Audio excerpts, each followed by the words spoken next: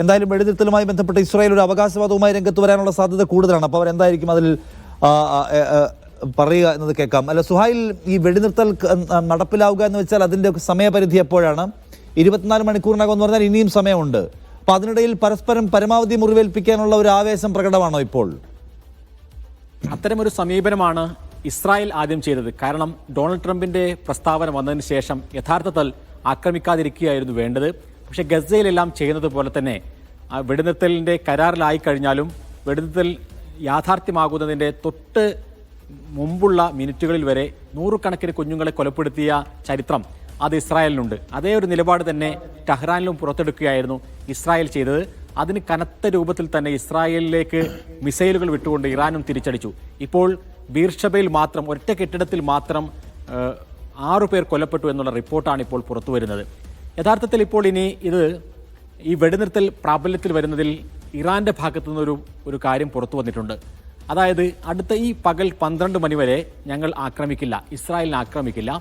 ആ സമയത്ത് ഇസ്രായേലിൽ നിന്ന് ഏതെങ്കിലും തരത്തിലുള്ള ആക്രമണം ഇറാനിലേക്ക് ഉണ്ടാകുമോ എന്ന് ഞങ്ങൾ നിരീക്ഷിക്കുന്നു. അത്ര ഒരു ആക്രമണം ഉണ്ടായില്ല എങ്കിൽ വെടിനിർത്തലിലേക്ക് പോവുക. ഇതാണ് ഇപ്പോൾ ഇറാന്റെ ഭാഗത്തു നിന്നുള്ളൊരു പ്രതികരണം വന്നിരിക്കുന്നത്. അതുകൊണ്ട് തന്നെ ഈ മണിക്കൂറുകൾ വളരെ പ്രധാനമാണ്. ഇനിയുള്ള ഒരു 4 മണിക്കൂർ ഏറെ പ്രധാനമാണ്. കാരണം ആ സമയത്ത് ഇറാനു നേരെ ഇസ്രായേൽ ആക്രമണം നടത്തിയിട്ടില്ല എങ്കിൽ ഒരു വെടിനിർത്തലിലേക്ക് കാര്യങ്ങൾ പോകാനുള്ള എല്ലാ സാധ്യതയും തന്നെ തെളിയുന്നു.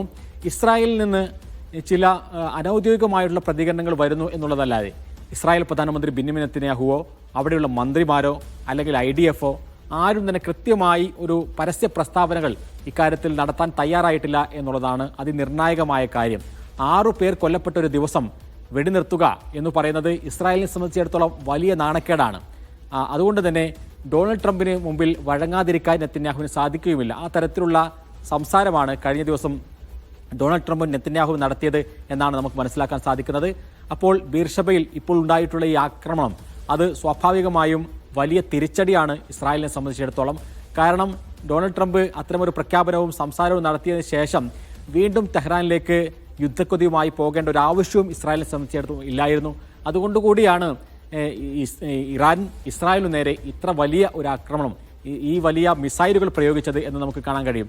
ഇനി ഏതായിരുന്നാലും ഇറാനിൽ ഇപ്പോൾ കഴിഞ്ഞ ദിവസങ്ങളിലെല്ലാം നടത്തിയിട്ടുള്ള ആക്രമണങ്ങളെ ചൂണ്ടിക്കാട്ടിക്കൊണ്ട് അവിടെ ലക്ഷ്യങ്ങൾ നേടിയെന്നും ഇറാന്റെ ആണവശേഷിയെ പിറകോട്ടടിപ്പിക്കാൻ സാധിച്ചു എന്നൊക്കെയുള്ളൊരു പ്രസ്താവനയുമായി രംഗത്തു വരികയാണോ നെതന്യാഹു ചെയ്യുക? അതല്ല യുദ്ധം തുടരുമെന്ന പ്രഖ്യാപനമാണോ? രണ്ടിനും സാധിക്കാത്ത രൂപത്തിലേക്ക് ഇസ്രായേൽ മാറിയതുകൊണ്ട് കൂടിയാണ് ഈ പ്രസ്താവനകൾ വൈകുന്നത്. ഡൊണാൾഡ് ട്രംപിന്റെ 2 ട്വീറ്റുകളാണ് ഇക്കാര്യത്തിൽ വന്നത്. ആദ്യം ഒരു 12 ഡേ വാർ അത് അവസാനിപ്പിക്കുകയാണ് എന്ന് പറഞ്ഞുകൊണ്ടുള്ളൊരു ട്വീറ്റ് വന്നു. അത് 24 മണിക്കൂറിനകം പ്രാബല്യത്തിലാകും. ആദ്യത്തെ 6 മണിക്കൂർ ഇസ്രായേൽ നേരെയുള്ള ഇറാന്റെ ആക്രമണം അവസാനിപ്പിക്കണം. തൊട്ടടുത്ത മണിക്കൂറുകളിൽ ഇസ്രായേലും ആക്രമണം അവസാനിപ്പിക്കും എന്നാണ് പറഞ്ഞത്. പക്ഷേ ഇറാൻ അതിനോട് പ്രതികരിച്ചത് ആദ്യം ഇസ്രായേൽ ആക്രമണം അവസാനിപ്പിക്കട്ടെ എന്നുള്ളതായിരുന്നു. കാരണം ഈ യുദ്ധം 12 ദിവസം മുമ്പ് തുടങ്ങിയത് ഇസ്രായേലാണ്. ഏകപക്ഷീയമായ തുടക്കമായിരുന്നു. അതുകൊണ്ട് തന്നെ ഇസ്രായേലാണ് ഇത് അവസാനിപ്പിക്കേണ്ടത് എന്ന് പറഞ്ഞു. അതേ സമയത്ത് തന്നെ ടെഹ്റാനിൽ ബോംബ് വീഴുകയും ചെയ്തു.